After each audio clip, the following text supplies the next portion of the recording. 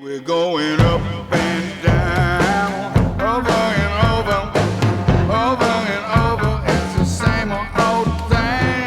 Up and down, over and under. Well, Chris, welcome back to the show. Thank you for having me. I appreciate it, man. Absolutely, man. I'm pumped because this is a big one. You were the first guest ever back when I didn't know if anyone would listen. That's an honor. That's an honor. You've been exploding since then. I love it. I'm trying, man. Not unlike yourself and the team over at Overtime. But yeah, it's fun. I went back and listened to that conversation. And for folks who haven't listened to that one yet, go back because dove into some really good topics: triphasic training, your approach, kind of your background, which is great. So today I thought there's some big news going on over at Overtime.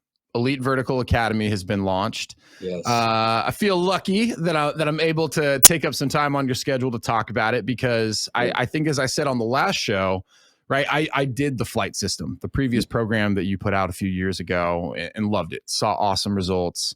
You were able to make a guy in his mid-30s run faster, jump higher, which I was super appreciative of.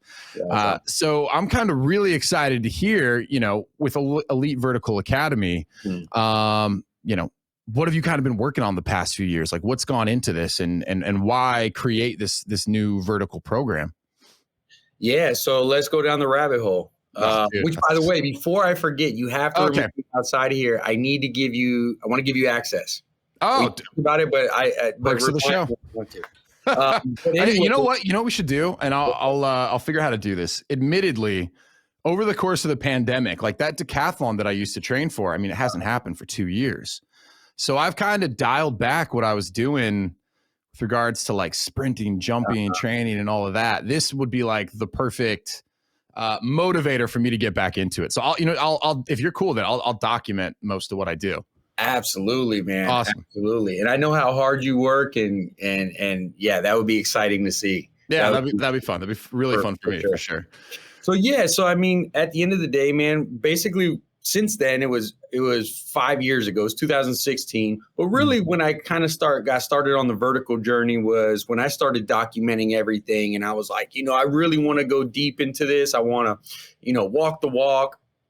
And so, I went through that flight system, and I was pulling all the different stuff that I was doing and all the jump training I had. And then, I had a professional strongman buddy who put me on the triphasic. So I went deep down that hole with Cal Dietz. Amazing stuff. And that's what allowed me, essentially to get a massive vertical jump. And then, over the past 5 years, I've basically switched from that athlete to more coach. And I've been fortunate enough to work with all these professional athletes at our gym. And year after year, basically what I was doing was, following this template and getting great results. And just like any coach, as far as, evolving and just constantly looking, being aware, having a bird's eye view of your programming and how you can continuously get better and better.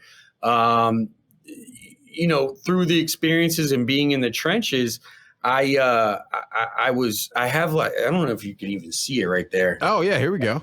Basically, I have a bookshelf that's just full of just like content, old programs, all these things I've accumulated from getting coaches over the years. And I look back on it every now and then when I'm just kind of like trying to pull from, I'm kind of I'm not reinventing the wheel kind of guy. I'm just pulling all the best stuff that I've found that has worked for me and my athletes and putting it together. So, it made me think back about a time that I hired a coach named Jay Schroeder, who I implemented some of the elements in the flight system, 5 years ago. But it dawned on me, this conversation I had with his assistant. His name was Charles Maka, big Polynesian guy. And I remember him talking about basically he had me just hold these isometric holds, which he would call iso extremes. And essentially what he was saying, and here I am, this football player who, when I was training here in Florida before I moved out to Arizona, it was just 3-hour-a-day workouts. I'm running, stadiums, I'm lifting, I'm doing everything I need to do. So when I go to him out there, he has me hold a Bulgarian split squat for 5 minutes. And it was just, yeah. And it took me all of like 45 minutes, right? So it took me basically, like, when I was holding that position, it was when the clock would start, right? And then my knee would come down, and I think I got to like 45 seconds, and then it was just like grueling after that. Oh my Well, anyway, God. it was just kind of like, I didn't understand it at the time, but now fast forward, obviously me understanding, the body, understanding training and everything and all the principles that I do now. I remember him kind of talking about, like, basically I was just like, well, like, what do you mean my workout is a sheet full of isometric holds? Like, what am I doing here? Mm-hmm. And it doesn't look at the surface like this is going to make progress. Dude, here I am, like, getting ready to play college ball, and I'm so excited. And I remember I bought his DVD of Adam Archuleta, and I'm the underdog. I have to go out to JUCO ball and all this other stuff. So I'm like, this guy's going to be the one. He's my ticket, right? And then I get these holds, and I'm like, what is going on? Yeah. And, very like Mr. Miyagi. Yeah, exactly. And I'll be honest with you, I probably did it for a week and I ditched it. You know what I mean? I did some of the stuff and, this and that, but at the end of the day, it was just kind of like, no, I had to work at the time. Right. But, like I said, as I kind of understood later down the road what he was doing and kind of I actually found that old workout. And I was curious about it, and I was thinking about it. But anyway, in that conversation we had, he basically was alluding to, like, I was compensating a lot and I wasn't really like firing my hips properly. And basically, like, I remember he said something like, you're not even turning on the right muscles. So basically, I had to, recruit maximal motor use, same stuff that we talk about in triphasic during the isometric phase. Right. But it dawned on me. So it made me go so much deeper. So what I did was I hired a master's student, and he was getting his doctorate. And he did some research for me. And I was like, hey, I want to find out all the new research over the last 5 years based on isometrics. So then when I went on this kind of tangent, in triphasic, the isometric section is basically doing a compound lift and then, holding for a certain amount of time and then coming up. And the whole thing is to receive the whole benefits of that is to recruit maximal motor units, right? Yeah. So thinking back about that, I was like, there's more benefits to this phase. What else is there about isometrics?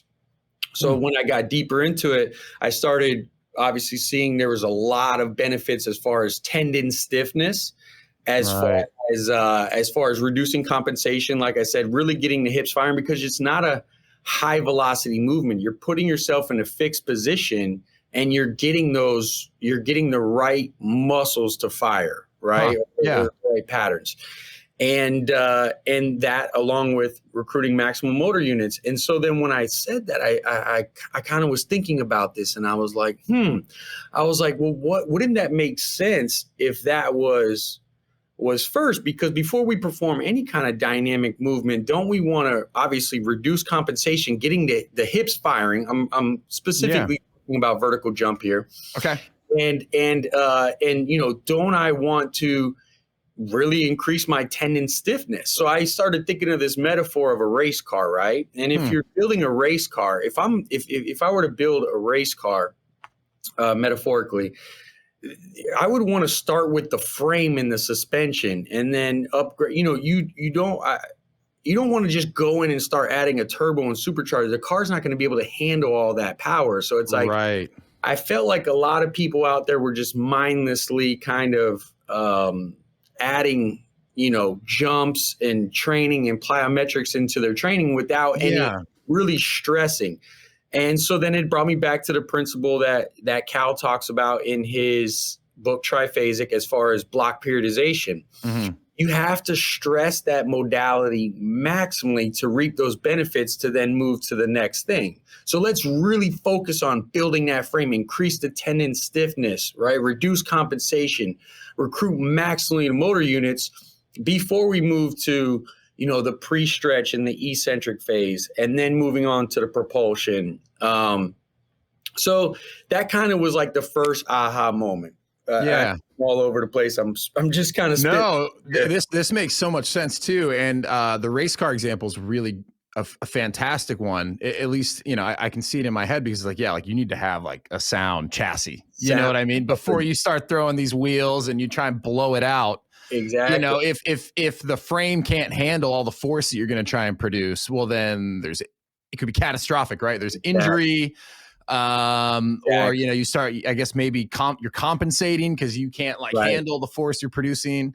Right. Yeah. Right. Yeah. And I was getting a lot of young athletes who were real knee dominant, you know what I mean? And weren't even really gauging the hips. So I was just saying to myself, like, how do I get these guys? And then, you know, I think one of the biggest things that I recognized was with isometric training is how much more than regular like plyometric training, it increases tendon stiffness.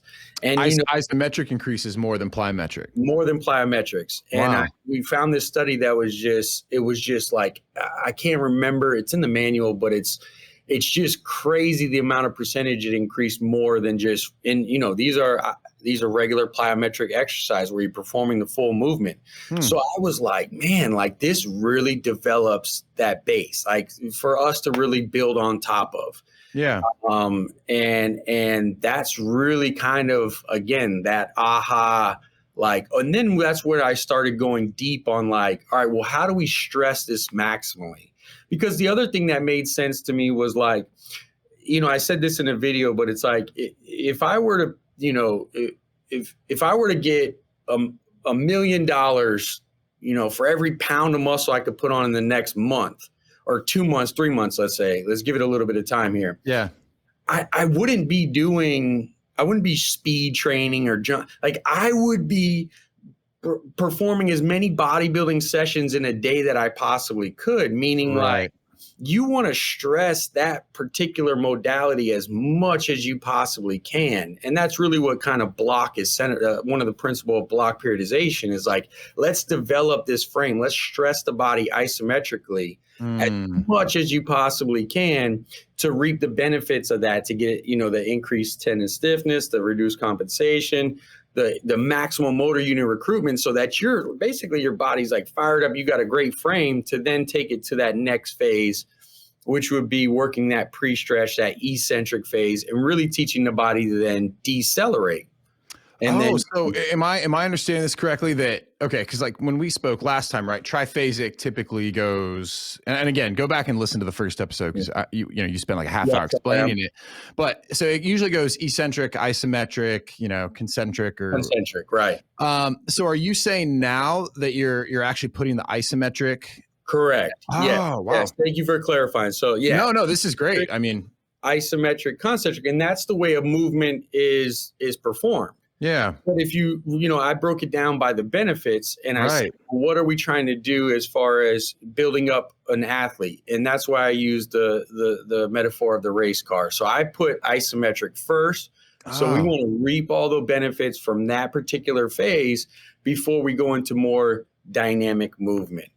It's interesting because when you explain it that way, total logical sense. Right? Based upon the benefit that delivers, it's like, hey, this is going to prepare you better than doing eccentric first, right? Because of these benefits, stiffness, all these things. Right. So it's like your body's going to be able to handle these next blocks that we put you through. Exactly. And I can also see why, and you know, I mean, Cal, right? It also logically made sense to say, hey, look, this is the way your body moves through a range of motion. You go eccentric to isometric. So, no, this is really interesting. Yeah. So, you know, and that was the thing is I was like, you know, and obviously I got amazing results from triphasic, you know what I mean? So I was like, I don't want to reinvent the wheel. This is amazing. This is working great. Right. But when I did that, I was like, well, obviously I always test my theories, right? So I always, if I had this in my mind for like a while, for like a year. So then I was going into this off season and I just flipped the blocks, right? And you know, coaching and performance, it's obviously there's an intuition, and you know, you have guys that adhere to programs in your off season a little bit differently each off season, depending on where they are in their contract and stuff like that. But it was just one of those off seasons where where guys were getting like just crazy results. Now, obviously with football, you're doing a lot of change. Now, I have to explain this. Like, it is a mixed method. We are doing other stuff within that. Like, we're not just holding isometric holds the entire time. Like, there's no way I could, I'm not doing that. So when I sign up for Elite Vertical Academy, I won't just be doing 5-minute Bulgarian split squats. People are like, okay, all right, I'm back on board now. There's a whole process with it. There's a lot of, we still train low level plyometrics throughout. There's still a lot of different movements because you still have to get that synchronization and that motor patterning from the movement. You still have to jump to get better at jumping. You can't just hold a pattern in and expect it to, you're going to be, jumping higher at the end, like, or waiting till the end to jump. Right. So, there was a lot of speed throughout it and all these other things. But, when I really kind of focused on stressing that modality, I was like, wow, like it was just one of those that was enlightening to me. A lot of the guys got great results. And that's what kind of led me to start to share this new thing that I was like, wow, And the other thing, I guess, that I've kind of gotten in my bag was just how we stress those particular modalities. So like how I was going about isometric. So where Cal was taking like a squat or a deadlift and holding it at that bottom position for like, 5 to 6 seconds, 7, 8 seconds, and then coming down. What I noticed was like things such as overcoming isometrics and putting the body in a particular position, like a split lunge where you're pulling on a trap bar, like a movable force. Yeah. I noticed that overcoming isometrics really stressed the body greatly. I thought there was other dynamic work, such as the iso extremes that I got from Jay Schroeder, oscillatory isometrics, where it's a quick relaxation and contraction. Right. These were just other different methods that I kind of had along the way versus the flight system where it was very vanilla, hold a certain position, come up. And I kind of just started testing and tweaking and experimenting with these things of what I felt would really stress the body, greatly with those, within that framework of isometrics. And obviously same thing for eccentrics and concentrics. Yeah. But yeah, like I said, man, and then it was just one of those things that got great results. To finish up, we moved to eccentrics, and it was, another thing I did was I paired all the dynamic jumping and everything that we were doing with the actual weight training. So for instance, if you're performing, isometrics on your compound lift, like a squat, I was doing that obviously with the dynamic movement, right? Stuff. So when I went to eccentrics and we were performing slow eccentrics on the squat, right, where it was a down phase was slow. Yeah. I was performing a lot of deceleration and teaching athletes how to accepting force. So a lot of depth jumps, a lot of like dynamic stability where they're lowering themselves slowly. Things all basically working that pre-stretch to a dynamic movement. Right. So that's something that I want to ask you about, and I hope I'm not going to completely mess up your flow here. But so like this is actually, I mean, it's super coherent. One of the things, and I even feel this way sometimes too. It's like, hey, maybe I get this program and I don't know what it looks like, but maybe I'm all fired up. The first few weeks, it's a lot of these depth jumps, right? It's absorbing force. And I don't know if that's the case, but can you maybe explain a little bit why those sorts of exercises are so important? Because I think a lot of times people are like, well, I want to get to, like these more dynamic exercises. I want to be doing the awesome plyos that I'm seeing everyone do on Instagram. Why am I wasting time working on these like force absorption exercises?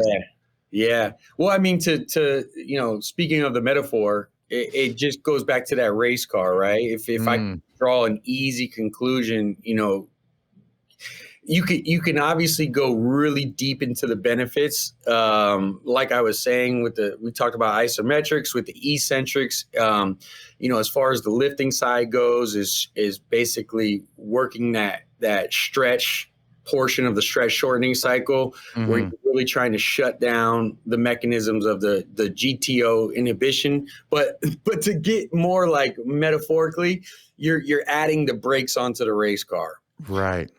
And, you build the frame, you add the brakes, you add the suspension, you add the tires, and then from there we can then start to work on the engine, right? And I go back to saying that because a lot of guys want to go, do all these fancy jumps, but then when they go to do like a rebound box jump or something like that, where they're jumping off a platform, they don't even have the capacity to really be able to utilize that kinetic energy that was created when they're actually landing. Yeah.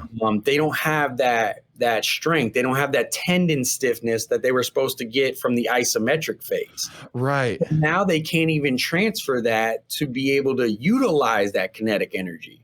Yeah. Right? So it's just, it goes in a proper sequence.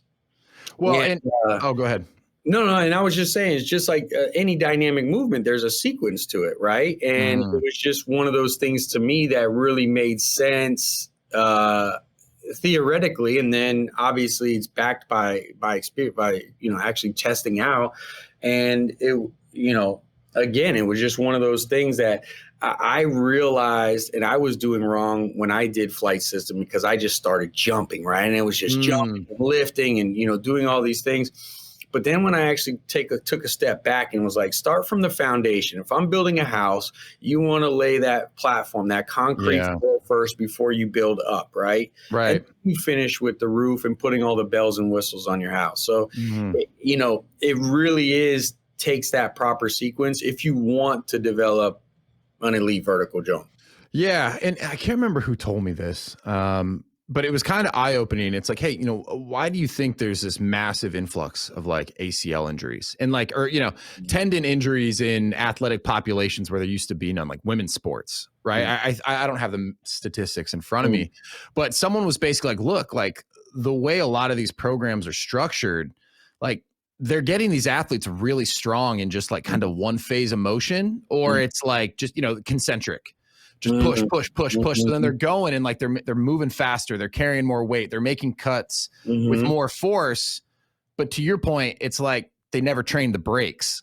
Like the ability to like absorb the force and the impact that they're creating isn't there. And someone could tell me that like that's not why all these injuries are happening. But like I remember having that explained to me, and I was kind of like, oh wow, like that makes so much sense. Like if you get a 250-pound linebacker, and he hasn't spent the time like focusing on how to like absorb these incredible forces he's putting into the ground. Right. It's like no wonder. And then you add on top of that, like, so, I mean, think about it, 250 pounds, 250 pounds is the average size of a linebacker now. Like that was a lineman 50, 60 years ago, moving way less. Now you got defensive ends running. Like when you want to talk about a ceiling as far as athletic performance, like, dude, like 50 years ago, nobody was running, your 4.3. Now you got almost a multiple guy. Now, if you don't run a 4.4, it's like you're not getting paid. You know what I mean? Like, think about how many people are reaching that threshold now.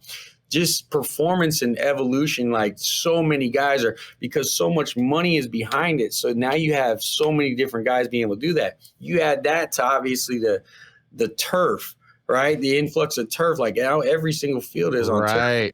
Now you add that to, all these guys are taping up their ankles, right? And now their ankles are still like, we focus so much on this, just go, fast, speed, jump, right? Because think about it, the NFL Combine, it's your vertical, it's your broad, it's your and your 40, right? And you got you're measured on, we're ingrained that you need to have a high number on that. We don't they don't need to see really anything else. So I mean, there's a lot of factors, and that's exactly it. We haven't spent the time to really build the stabilization across certain joints. Our thing is like, we need to get paid right now. You know what I mean? Like, this is what it is. So yeah, man. And it's kind of counterintuitive too. It's, I imagine like if I was a young 14-year-old kid seeing everything that's available on Instagram and, what on YouTube, it's like, man, I want to do the stuff that not only looks awesome, but it looks like it's what's making these guys faster, these incredible dynamic movements, these crazy jumps. And I'm guilty of it too. Like sometimes I just like doing shit because it's fun. But it's like, you need someone like you to step up and say, hey, look, like there's a reason we need to build the foundation. And if you can just trust the process, you're actually going to be able to do all of these things at a much higher level down the road. That's the hard part. I mean, going back to that, I know I beating a dead horse, but it's like, yeah, you want to see how your car, you want to put it on the strip. Right. Yeah, right? exactly. This car example is perfect. It's driving it home. I get it 100%. And that's why you got to, include a certain level of it, you know what I mean? But at the same time, yes, building the stability across the joints and the strength, to taking the time to really kind of develop that. That's why I believe you do have to have a pretty good balance of things within a program. But yeah, it's tough in this society, obviously, with Instagram, like you said. It's just like, you see these guys doing this crazy thing. I'm like, when would you ever program that? Like, when would you put that in? Like, you have 5 different movements, 2 jumps, then you're sprinting through some cones. It's like, when is that actually gonna make sense? So it's tough because, some of it's fun and, that's a great thing. But then it's like, from a performance standpoint, if I'm taking a guy from A to, Z of what we're trying to do to get better on the field and produce results, a lot of times it's like, you can't jump ahead. You know what I mean? You can't, Right. you got to be able to take it in that sequential order. And that's where, as a performance coach, that's what it comes down to, is being able to have that periodization, this is where we're going. We're leading up to that. And then peaking an athlete to be able to then give them into preseason and translate over to sport. That's the whole thing. How do you get better at your sport? Yeah, and maybe that's a great next place to take this conversation, because we've talked a lot about isometrics, right, and compound movements, right. And I think maybe we even talked about this the first time we talked, but there's a lot of folks who make the mistake that thinking just getting better at your squat is going to help you jump higher, run faster, right? And a lot of times they're let down to find out that they worked out hard in the weight room all summer, and that didn't translate to the field. So I'd be interested to hear from you, and you already alluded to like some of these other plyometrics that you're working in, and some of the other like more transferable, I guess, drills, skill sets, et cetera. Like, how are you kind of structuring your general programming in terms of like the amount of, maybe it's time spent or effort spent on like compound movements, and time spent on things like plyometrics or specific sprinting drills in a particular session? Oh yeah, maybe across. Or just kind of, I don't know, however I guess you kind of conceptualize it, right? Man, I hear you. It's not the sexy answer, but I believe that any good coach is always going to answer a training question with, it depends. Yeah. Because it really does depend on the athlete. If I have an athlete in here and he comes to me and I talk about 2 different types of athletes. You got your weight room warriors. These are the guys that love to eat the weights. They'll lift all day. You see them across every single locker room in every sport. They eat the weights. They love it. But when it comes to the skill side, they usually lack because they've spent all their time in the weight room. Then you got your skill guys. And, I got a lot of these skill position guys who, are DBs, my wide receivers. They'll go run on the field and run one-on-ones for hours. Yeah. But when they come in the weight room, it's, it lacks. So I like to start off with a good base. It's just a simple off-season base. Basically my program is 4 days a week, 2 upper, 2 lower. This is pretty standard across the board. And then, from there, based on what the athlete's needs are, we have a mixture of like 2 basically explosive power days where it's like 1 single leg or unilateral, 1 focused on bilateral. Then we usually have like a change of direction and a linear speed. And that from that balance there, depending on what the athlete's needs are, right? If it's a weight room guy, I might go 30, 45 minutes of dynamic work, and we might spend a little bit less, especially if absolute strength is sufficient, right? So if he's a running back and he's benching 405 and squatting 500, I don't need to spend as much time on the weights. Now let's start to transfer that. And if you think about the force velocity curve, right? Yeah. I love that because you can start to see where you need to kind of move your guy throughout that. So if they have sufficient strength, and we want to start adding, maybe that doesn't mean we stop there. We still want to increase that, right? And still get them stronger and stuff like that. But now you want to kind of find the weaknesses in them. And usually, just speaking from obviously a broad picture here, usually what you'll see is if you got a guy that's strong, unless he's just a genetic freak, you might want to spend a little bit more time sport specific. So usually what I see is a guy that can't really transfer that strength, and he needs to add more speed, like velocity to his program. Mm-hmm. And that's where we'll do a lot more work in regards to that, a lot more change of direction. Usually those guys that are extremely strong tend to be a little bit stiff, right? When they're not naturally strong, they built their body up. So then absolutely. I'm thinking of 3 guys I played with right now that could bench the gym, but when you got them on the field, it was like, our strongest player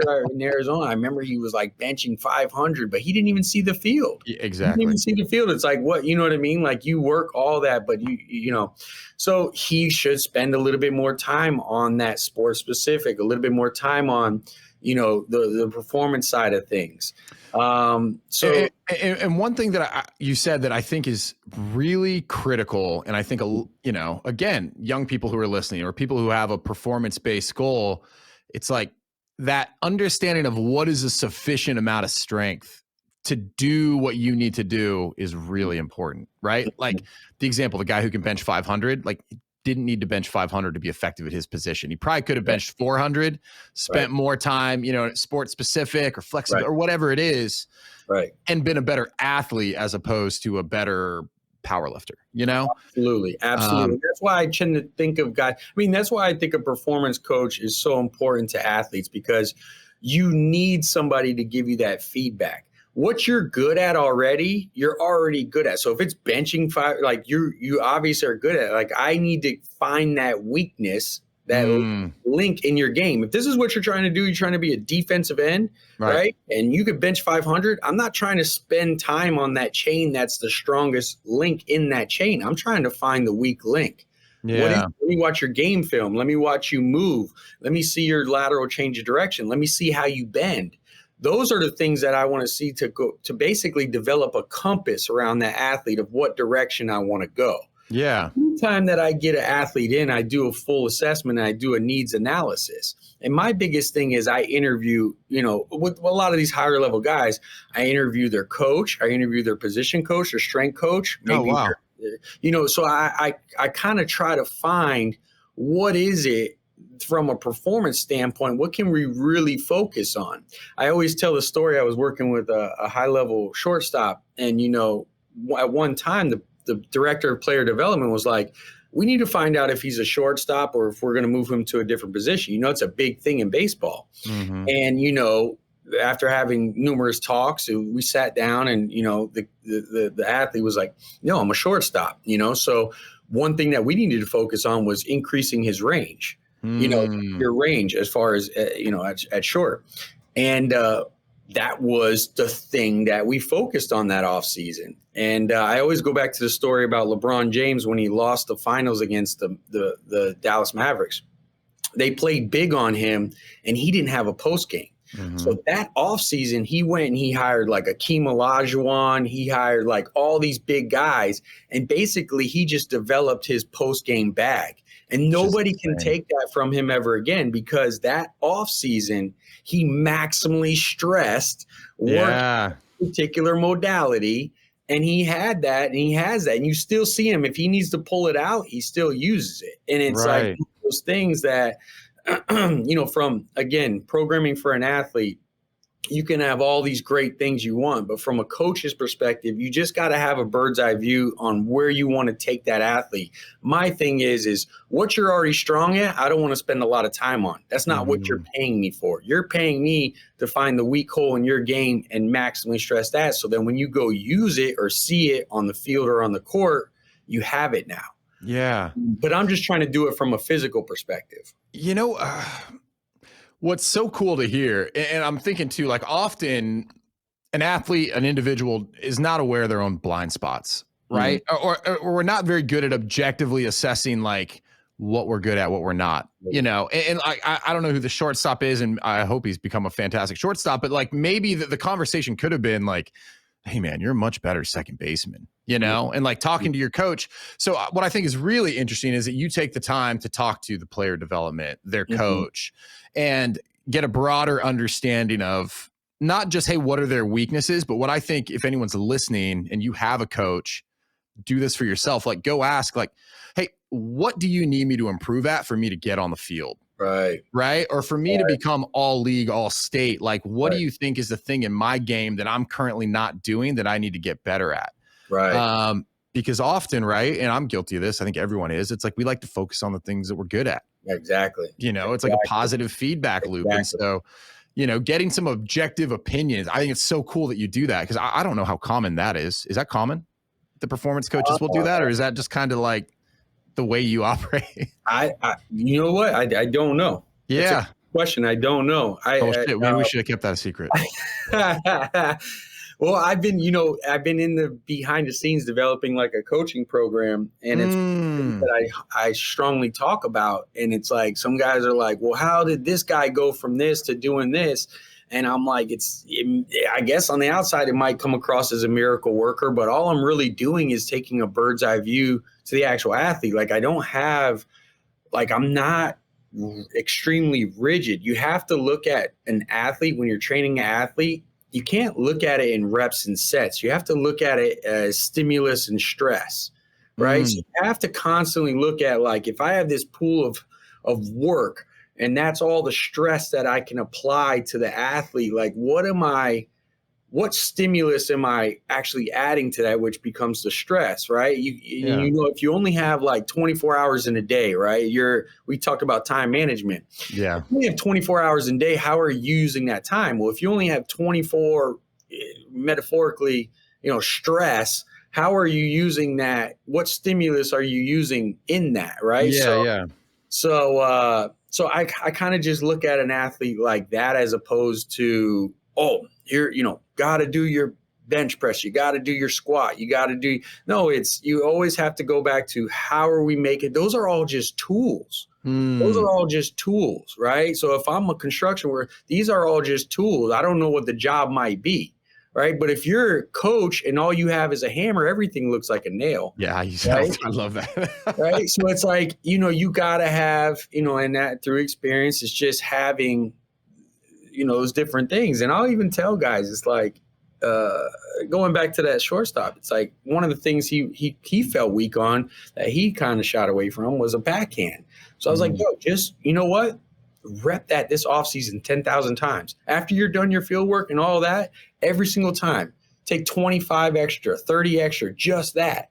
Because I promise you, once you add those and you compound those over time, you do that every day. Yeah. Right. That off season, you've added that in your bag. And and like I said, I took the lesson from that, from LeBron James when he developed the post game. Right. At the end of the day, when you know sports and you watch basketball and stuff, it's like, wow, I see you. You have that now. Oh, it never leaves you. You develop that. So I think that's what makes athletes continuously get better and better and really push the limit. Yeah. Well, and I'm glad you brought up, because this is actually one of the things I wanted to ask you about. It's something I've kind of been thinking about a lot lately. Sometimes it's because, like, hey, I'm trying to make the most of my time.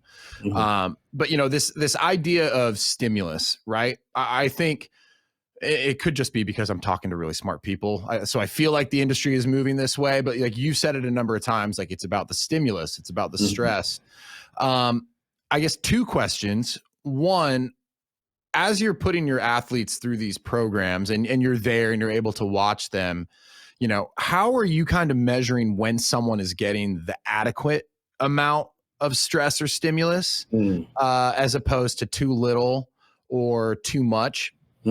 And then, if you don't mind, after that, for people listening at home who, like, aren't in Florida and don't have the benefit of being able to go to your gym consistently, right? What sort of things should they be looking for to make sure when they're doing an exercise, they are getting the right amount of stimulus? So great question. I like to consider myself evidence-led, not evidence-based. So I still do obviously think there's principles based on science. And, we take that, and then basically we've obviously narrowed that down into reps and sets and all these different things, and the training principle of, progressive overload and these things. So obviously throughout the years, it's based off a template, based off science. Yeah. Um, So the reps and sets that are prescribed often, you know, if someone goes through this correctly, they should get right. If they should can get the adhere stimulus. to the program. So a lot of it comes down to getting your athlete to adhere to the program, getting them to really, you know, it's a lot of talk before, you know, going into it. A lot of the guys I work with now are professionals. So, you know, whereas like maybe the first off season, they were taking that big 2-week trip in the middle of their training in the off season. Now I say, hey, take your couple weeks off right after season. Don't even worry about training. Just decompress, go do your trip. But then when we start off season training into preseason, stay locked in, you know, so there's a lot of nurturing that goes on when it comes to that. You obviously have your guys who, you know, who everybody's a little bit different. You know what I mean? Like I said, based off their contract, it could be a high school kid wanting to get a scholarship. It could be, you know, any different level. But if they can adhere to that and we can really kind of get some work in and compound on top of each other, that's the goal. Now, obviously, you have to, you know, auto-regulate as you go. You know, they have external stimulus that you got to keep in mind. And this is where I really kind of like to go smaller groups, because when you say external stimulus, I mean, life happens, stress happens, right? There, you know, your body interprets it the same way. When it releases those chemicals due to stress, it doesn't know if it's from a physical stress from like running from something or you know, their girlfriend broke up with them, or Janet work is just really getting under your skin. So you know what I mean? It's just you got to kind of level all those things out. And that's where I don't get too rigid. If I have to pivot quickly, I will. If I start to see, for instance, when I was developing modified triphasic, my first time doing isometrics was like 6 weeks. I was like, they can handle this. They can handle this. Like it was a 6-week block. Quickly, I realized we only needed 4 weeks with the amount of stress that we were giving the body, because I also realized a lot of these athletes were obviously doing their skill work and things of that nature. So that quickly made me pivot and go to 4 weeks before we deloaded and actually kind of rested and recovered the body. So I say that as an example, as I have to constantly, you know, see where these guys are at, what they have going on, to then basically base it around if they've, and really what it is when to recover. I really want to kind of maximally stress them to the point where I tell them, I joke with a lot of the guys, you remember when you were in college, you know, or if you had to do this, when you like pulled an all-nighter and you were just absolutely fatigued and your eyes were drained, and you know the feeling. It's not like a muscle all too well. So that's really when that nervous system, you know, or the immune system, you'll start to notice that immune system absolutely drop and dip, and they'll almost get to a point where they're sick. And that's where we want to, you know, kind of basically allow them to recover for that amount of time. So there is a level of intuition involved. You do based off a template. You know, if a guy ends up signs, it sounds like when you've pushed it too far. I mean, or you're right at that brink where obviously you need to recover. Right? And you know, like I said, it's, if I have a guy and you could draw out the best program it is, and then all of a sudden life happens and he's got to go do this appointment over here and this over here, or he needs to go back to his team and then come back and he misses 5 training sessions within that. Are you going to go straight to a deload? No, you don't need to. You can go right into the, you know, next thing or extend it. So again, there's a lot obviously to unpack there. I think at the end of the day, you set up this template that's best as possible, but then you just need to be in tune with that particular athlete. And that's why, like I said, I really appreciate the smaller groups, because then you can have your finger on the pulse a little bit more on those guys, as opposed to just coming in and, you know, let's get some work in. Let's just, you know, drop in on some random time and do a little bit of lift.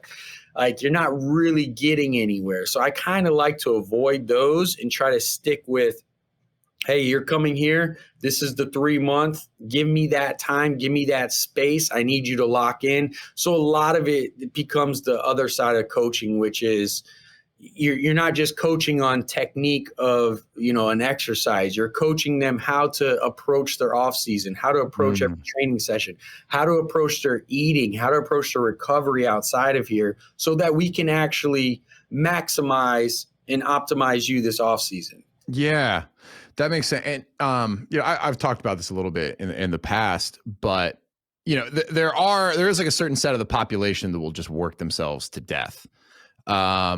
And I'll put myself in that camp. And one of the things I noticed now a few years ago, and I'm much better about it, but you talk about the immune system. Like I started getting sick a lot. And my sleep really deteriorated. And it's funny. Like I started getting inside my mouth, folks, canker sores. Okay. Not on the outside. Big difference. Look it up. It matters.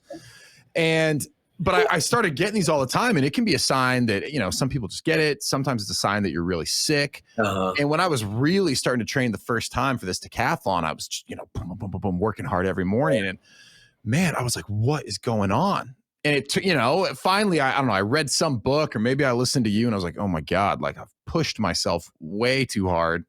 I'm not deloading. But so now, like on the flip side, my question has kind of become, okay, this is going to sound so lazy. What is like the minimum amount of work I can do to get enough stimulus? So as an example, right? I don't know if you know who this guy is, but his name is Dr. John Jaquish, and he invented the X3. And basically it's this at-home trainer. It's all resistance bands. And his whole thing is like, hey, you can get a great workout in under like 10 minutes or 20 minutes, whatever it is, a little bit of marketing there. But the idea is like, he's working through an entire range of motion using resistance bands and like really kind of like high stress, slow reps. And he's like hypertrophy focused, right? So not performance focused, but it kind of got me thinking. It's like, oh, okay. What is kind of like the minimum amount I need to do to get the adequate amount of stress? So like an example would be, hey, if I'm doing some accessory work, maybe I'm doing rows. Do I need to do the 3 sets of 12, or are like the 2 sets of 12 adequate? Right. So I don't know. Now I'm just kind of talking off the cuff here, but I'd be interested to hear your opinion. Like how do you assess what the right amount of work is, and when you just start, it's either redundant or you're just overstressing yourself, and it starts to be not beneficial any longer. No, I hear you exactly. Is minimum effective dose, right? Like what are the things that we need to do?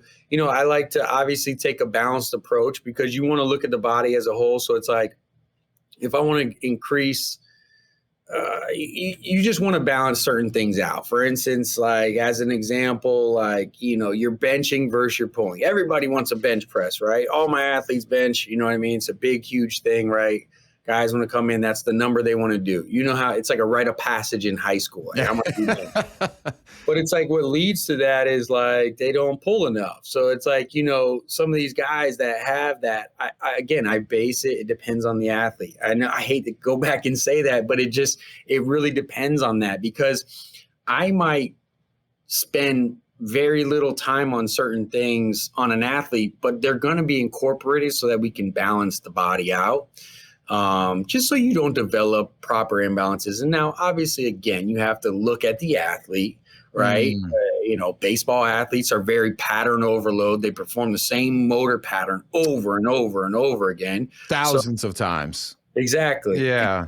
So they're going to be different than, say, a football player. But a football player might need a little bit more of, X, Y, Z, depending on what position they play or what they're doing. Yeah, I agree with you. It's kind of, I guess a lot to unpack, but I try to always do the minimum effective dose on the things that they're strong at, maximum effective dose on the things that they are weak at. That's just kind of where I guess I approach it. It's like, what is the objective? I always have in the back of my mind on each athlete, even if they're in the group following the same program. Yeah. Like, what do we really need to, like, this guy doesn't need to do too much of that, right? He doesn't need to really focus on that, where, he needs to focus on this. So I'm going to really kind of get in his ear when he's doing this particular thing, or give him a little bit more outside of that. Yeah. Or, like, for instance, right now I have a G League basketball guy, and he came to me. He's a great ball player. I don't know how he's gotten this elite with being, his physical performances. He's got some twitch, but he's extremely tight. So like I have him doing homework at home, and I have him doing like basically a gymnastic style, static stretching mobility to really increase his flex. He has true tightness. So I'm really having him do a lot more. It's not really minimum effective dose there. It's like we need to really try to, mobilize, like basically create some flexibility here. It's like inhibiting his range of motion. It's inhibiting his range of motion. He can't get to certain things. So I'm like, if you can increase this and now you can move here, and obviously we're increasing his strength as we, parallel to this. Yeah. But it's one of those things where he needs to spend time on that particular thing. So it's hard. I guess it comes down to the goal, right? What are you trying to do? Is it, if you were to say like, well, what's the minimum dose for like, if I need to gain muscle, and what I mean? There's different things. That's a really good point. Yeah. And it's also based off your genetics. Like you, for instance, if you were to say that, it's like, dude, you're a genetic freak. Right. So thank you. I've been waiting an hour just to get some. Yeah. Thank you. I appreciate that. You know what I mean? It's called a spade. And it's like, thank you. You are I have guys in here that look at weights and get bigger, right? Whereas other guys, it's like they're just hammering home, doing reps and reps and reps, and it doesn't seem like they get anywhere. Yeah. And, it comes down to what the goal is. If it's hypertrophy or strength, guys are naturally strong. Great point, it's just, I remember I had this one athlete. He's the biggest genetic, and so unfortunate he was never able to play, but I was trying to prepare him for a pro day, and we were trying to get him in one. And he told me he didn't train in like 8 months, and I believed him. Like he didn't have anything to, so we get into our evaluation, and we get him on the bench, and I'm just trying to kind of get a figure. I'm like, all right, let's hit like a 3-rep max, kind of see where you're at. We kept building up, 3 plates on. Now it's 4 plates on, it's 405, and he hits it for 3, just like a toothpick. And I'm like, all right, we don't need to go anymore. Then he gets on the squat, and we build up to 495, and he's just like jumping with the bar on his back. And I'm like, all right, we're good. Like this is natural strength. And it's just one of those things that you're just on a different level. Right. I'm not exactly. So it's one of those things that people are so unique and so different. It really does. Like I said, it comes down to who the athlete is and what the goal you're trying to get. Because that's such a good point, because it's like, even me doing 60 something of these episodes, even still, I ask that question, be like, oh, well, there must be an answer to, and it's like, well, okay, well, what are you trying to achieve? It's like, right. Shit. All right. Right. So for instance, like here's another example is like maximum velocity, right? So top speed in sprinting. I teach a lot of that, and I tell guys when it comes to speed. So here, just to use it as an example, like acceleration, you're starting from a dead stop. So the velocity is not as high as top speed, right? And usually I can put you in a position that can increase your acceleration, your first 0 to 10 yards. Top speed, if you think about top speed, it's exactly how it sounds. You're moving at a max velocity. So for me to change a motor pattern, I need to rep that particular pattern, right? To get that adaptation like 10,000 times. Sometimes it might take like 3-4 off seasons before I can see that change in top speed mechanics to create more efficient movement. Right. It takes thousands upon thousands of reps because you're moving at such a high velocity for it to actually stick. Whereas some guys, that they can kind of be coachable and be able to change that at a high velocity. So it's also how you process as an athlete that information, and then are able to kind of get it to stick at a high velocity. And that also comes down to genetics as well. But all these things can be trained. Yeah. Oh man, it's so interesting. Well, here's the thing, and I know we're coming up on an hour, but you said something at the very beginning that I think a lot of people probably suffer from and might not even realize it. Again, I raise my hand in this camp. And that's when, you don't have the proper motor patterns firing, right? So as an example, I don't even remember, it might have even been through reading triphasic training but I realized that, since I had stopped playing football in college at 22, 23, or however old I was, and when I started trying to really get back into kind of like performance-based training in my early 30s, I eventually discovered my glutes were like not firing, and I had a ton of lower back pain. And to the point where like my first kid, I would bend over to try and get him out of the crib, and I would, I could like barely do it. And I'm like 225. I'm not a small person. So I was like, what is going on here? Like something is wrong. Can you talk a little bit about, I guess, what's happening there, how you identify that? And then, like just some easy ways for people if they're like, like that's me, like I'm using my back, I'm not using my glutes. How do they start to like rectify that and get those muscles to fire again? Yeah, so that's and that's really what, I know I should have gave some backstory when we kind of got right into the modified triphasic. Oh, no, this is perfect. Because I just literally just was like, I'm so excited about the stuff that I have to remember, I have to take a step back and paint the picture before we go into each thing. No, it was great. But when it comes to the, training, the isometrics, the reason why they're so keen is because you're putting them in a position and you're locking them in a position and you're cueing them to do a particular thing, right? For instance, if I'm going down into a squat, an iso extreme squat, and I kind of basically took this a step further from Jay. Iso extreme is a word he uses. Basically, he puts you in a deep end range of motion. For instance, if you're in a split squat or a split lunge, you're in like a deep lunge where, and then your hips are dropped to about knee level, and then you're basically holding that position. But the key to those movements are that you're pulling them into position. And that's really what reduces compensation. So what I mean by that is, going back to the squat, I'm going to have an athlete come down under control. I'm going to have their hips right above knee level.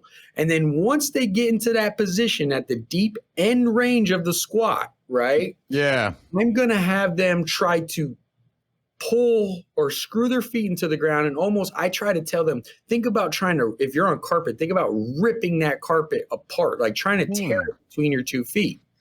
Okay. Yeah. So if I'm doing that, or if let's say I'm standing between two mats, I'm trying to drive my feet down and out. And by doing that, now we're activating. I'm not just passively sitting into a squat position where the quads are going to take and be firing to be able to hold you in that position.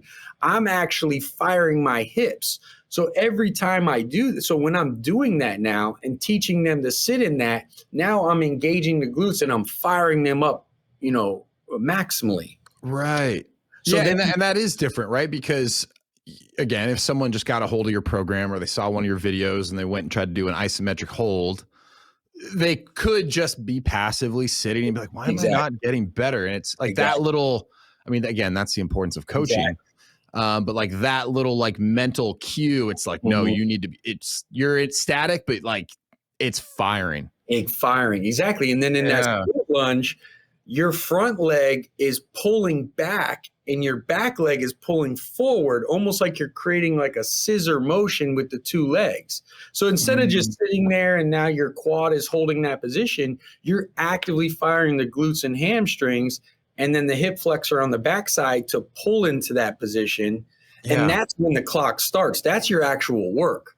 So doing that obviously, is going to recruit maximum motor patterns, but then it really gets you to utilize those muscles. So then when I go into like, say the next phase or go to a compound movement, like a squat where we actually add resistance, again, we've learned that. Now let's transfer it over to, hey, you're actually performing a squat. In fact, if you perform a squat in triphasic and you're not actively pulling those feet apart, the back is going to take the brunt. So when they go to do like an isometric or an eccentric hold, especially with accommodating resistance, your back is going to get fired up. That's the first thing to tell you. You're not screwing your feet in the ground. You're not producing torque, right, through the hip by externally rotating the femur.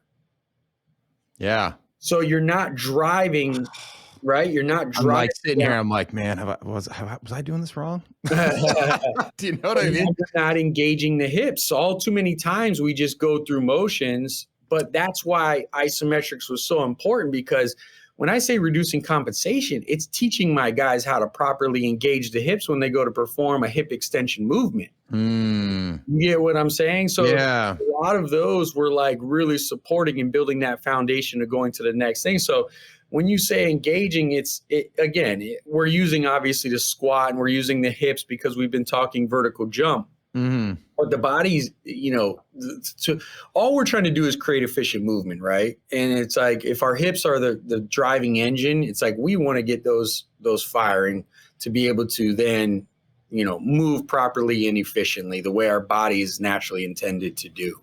Well, and you know what? This conversation, I think, and I hope for people listening, has been really helpful, because it's kind of a reminder.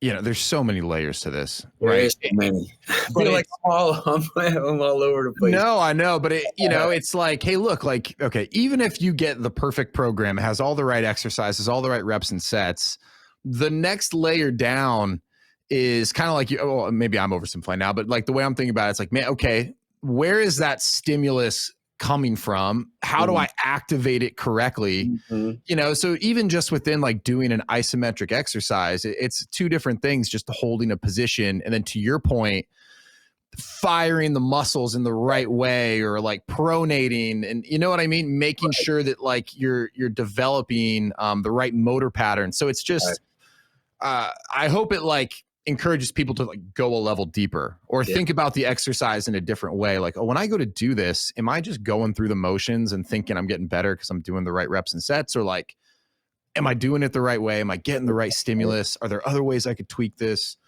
Right. I feel like it kind of opens up another realm of possibility. Absolutely does. And, obviously you can go deep on it.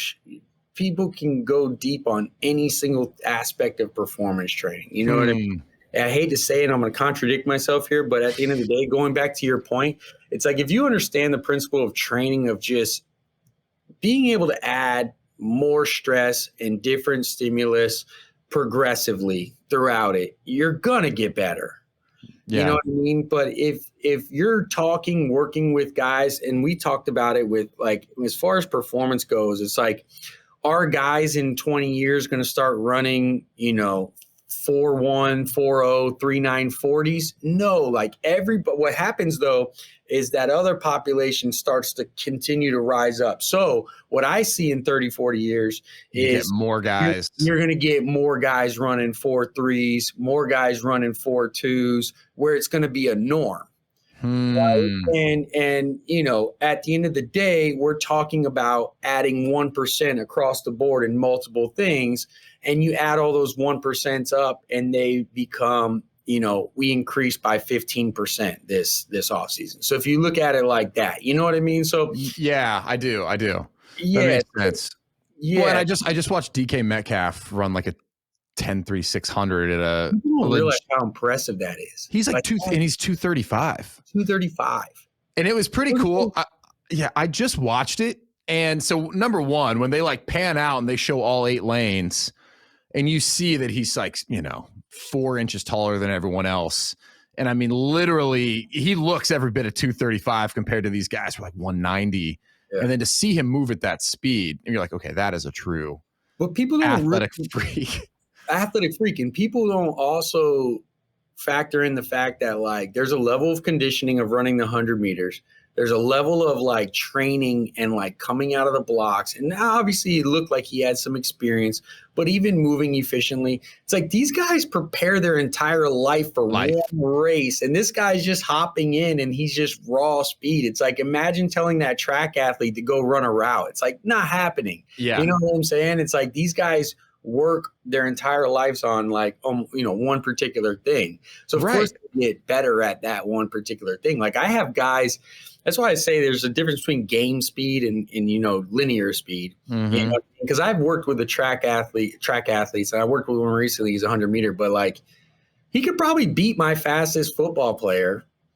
But my fastest football player on the field is gonna just absolutely, because you're processing information, you're doing so much more. There's just such a difference there that I felt like people were like, I saw some different guys saying certain things like even the fastest, football player is. And I'm like, you have no idea how impressive that is. I don't think you really understand. You know what I mean? Well, and it's, I ran track in high school, and even just in 100-meter, there's so many phases to that sprint. Yeah. It got to your point, guys spend their whole life trying to master like that drive phase and then the top. So when I watched that, I was just like, oh man, this guy's, and I'm glad I'm a Seahawks fan. Because he's an absolute monster. Well, Chris, man, this has been incredible. Oh, one thing I want to ask you. You have been doing, I mean, you jumped the 44 inches. Do you personally, and I know you're busy, you got the kid, you got everything that you're doing with overtime and the number of businesses you're running. Like, what is your training looking like today? Do you have any goals that you're going after? Oh, man. So obviously with the kid, I got into dad bod mode for a little bit. Oh, yeah. I mean, hoping you can relate. But I'm slowly climbing out of that. No, but you know what? I've been obviously, I'm always constantly kind of like testing different things. So there was a little period of time that I was testing out a lot of these modalities as far as modified triphasic.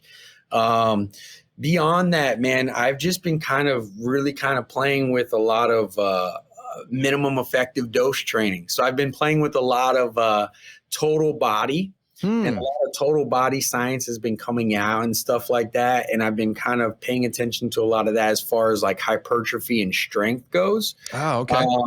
In my mind, I was just, at the end of the day, with business being creating a lot of time, again, going back to the stress principle, it's like when I was training like strongman and like going hard on like, say, for instance, like strength, I was at my capacity and I couldn't balance that with work home and everything. So I started getting into like, okay, well, how do I, not completely crush my body, training one body part and really focusing on like a strength and then hypertrophy. Yeah. So to answer the question, I've been kind of playing with total body training and really trying to learn kind of the ins and outs of that. While also, again, minimum effective dose with strength. I think it's my duty to be strong later in life. Obviously, having my son has motivated that because I want to be able to play with him and I want him to know that, have that kind of superhero complex to him. Oh yeah, man. I mean, that's a big part of it for sure. Yeah. You know what I mean? I don't want him to just look back on old YouTube videos and in that kind of regards. But, I always like to be able to be able, you know what I mean? I know you can appreciate that because you're just, have the same mindset and just be able to perform later in my life. Yeah.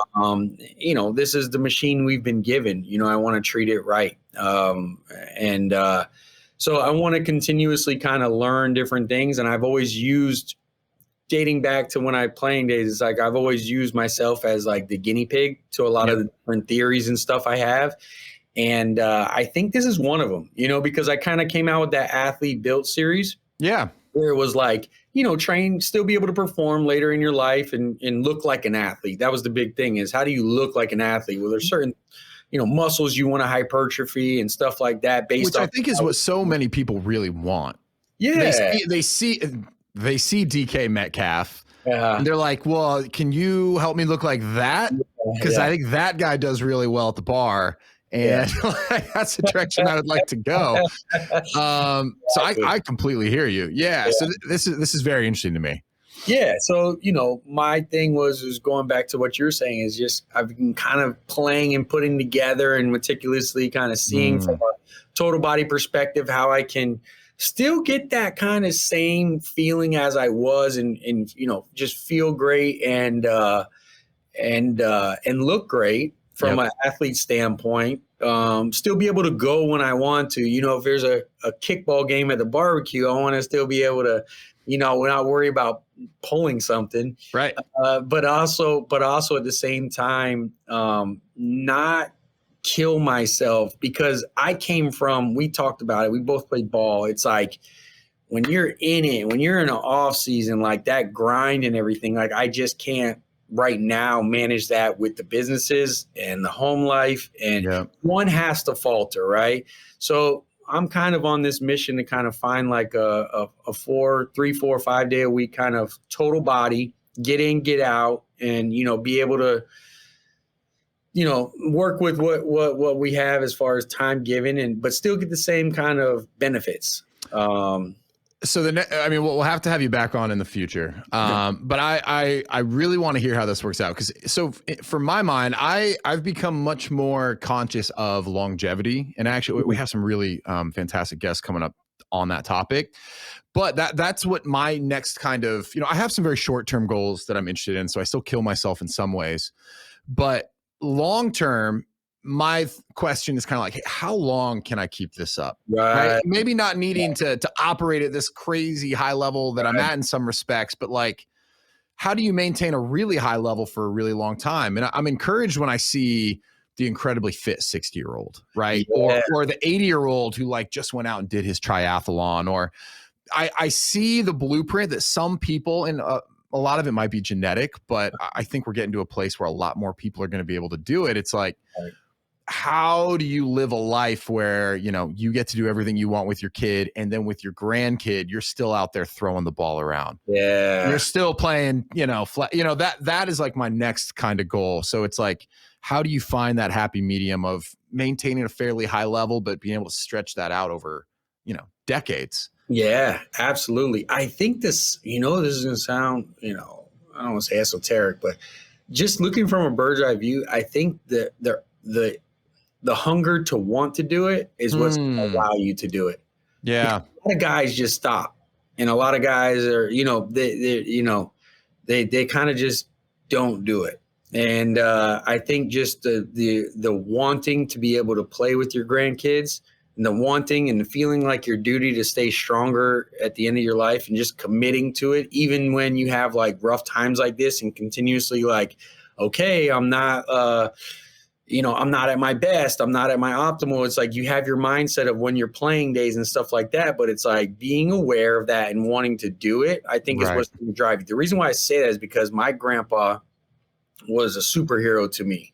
On my mom's side, I mean, he was a Marine, he boxed, he played football at Rutgers, you know, but the simple fact that like, he you know, he passed this past year, but you know, in his older age, he was still able to move extremely well, and he was still able to do all these things. And I think it was the simple fact that he just always took care of his body. Yeah. Even when he didn't know the science behind it and the minimum effect, I think he just took care of his body properly. He had good balance, and he constantly stayed active. Yeah. You know what I mean? So whatever that particular thing was, I think it was just that hunger to try to, in his duty, it felt like to stay strong later, I think is what drove him to figure it out in each phase of his life as he went through it. Yeah.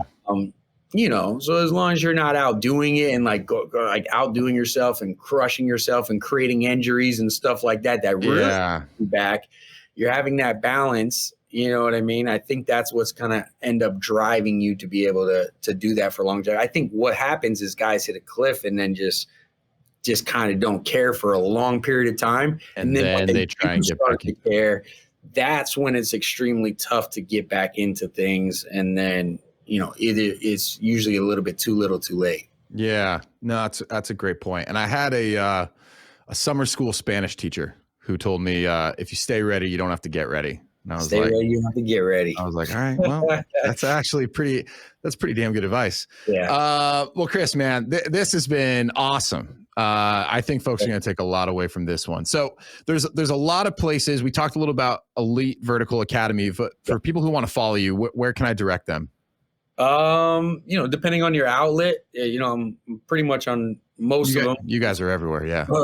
Overtime Athletes. So it's on YouTube, Instagram, TikTok. We're on TikTok. Oh, you're on TikTok. Yeah.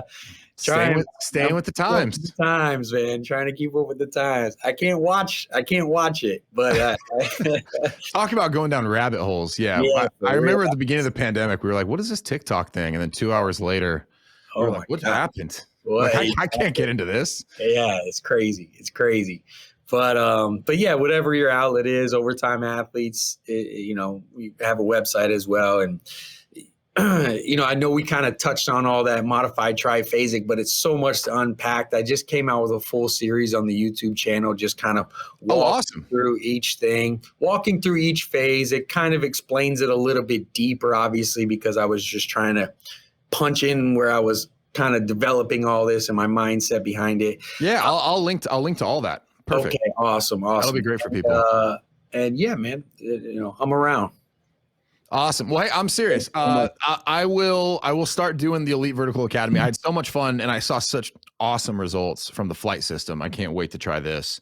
Awesome. I might have to dial it back, to your point, in some places, just given stress, trying to get through the day sometimes. But I can't wait, man. Well, awesome. Chris, thank you. And if you're up for it, man, we'll have to have you back in the future again. Absolutely. I love this. I always enjoy this, man. It's always great to hear from you. Amazing things that you're doing over there. I love, you know, where you've been taking this. And, you know, I love to see the vision, the inception of it, and then where you've gone. So yeah, appreciate you having me back on, man, and being able to share. And thank you very much, sir. Yeah, I appreciate it.